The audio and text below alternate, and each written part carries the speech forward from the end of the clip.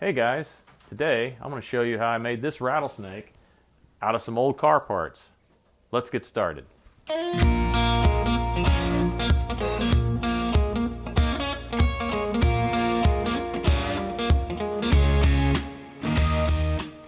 As I dig through my pile of parts today, I find these rocker arms. I like the shape of it. I think they'll work out nice.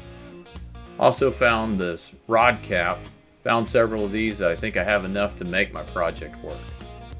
As I dig through the pile, I also see some bolts that I'll need, along with some rod bearings I think I'm going to use for the tail. Here's a rough sketch of how I think this project's going to lay out. I think I've got everything kind of worked out in my head and kind of drew it out on paper so I know how to put this together. Now I just go through the process of cleaning all the parts, making sure I get all the rust and dirt off of them, so I can start putting everything together. I always use something to hold these parts when they're smaller. You don't want your fingers to get stuck in this wheel, it kind of hurts. Cleaning all these small parts is a tedious process, but I found that if you get it all done at once, it's a lot easier to take care of. Plus, the patina that you get from an old part versus something new just can't be bought. Another thing you have to be careful with in building these projects is knowing that you have different types of metals.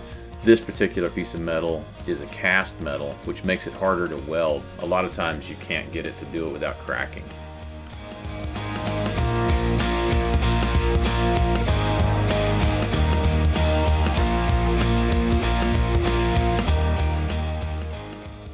Because these rocker arms are cast metal, I have to heat them prior to trying to weld anything to them.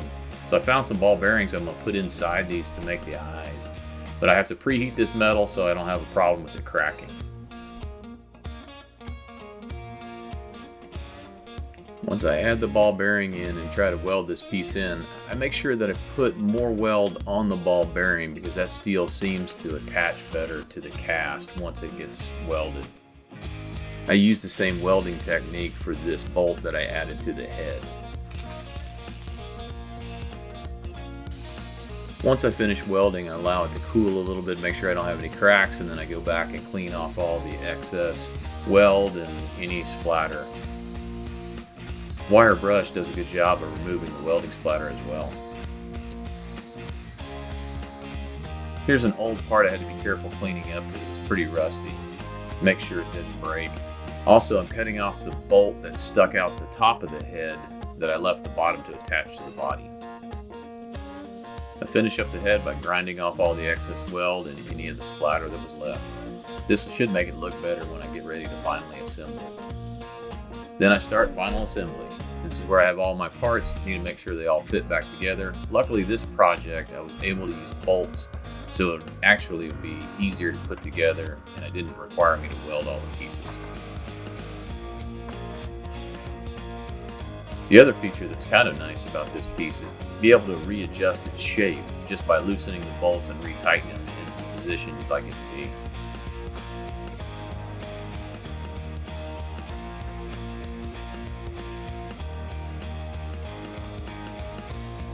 I think the tail is my favorite part for this piece. I like the design of it, and it also has a nice feel to it, just the way it looks.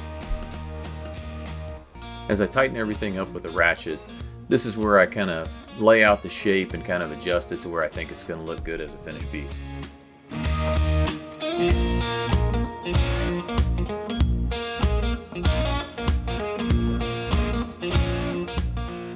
After I finished assembling the piece, then I took it and added a little clear coat satin spray paint to it just as a protectant. This will give it a nice finish when it's done.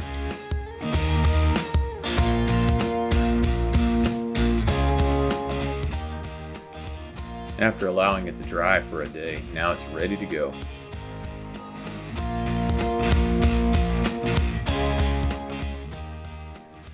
This was another fun project. Worked out really well. Like the way it turned out? If you'd like to see more of this type of content, please like and subscribe. Thank you for watching.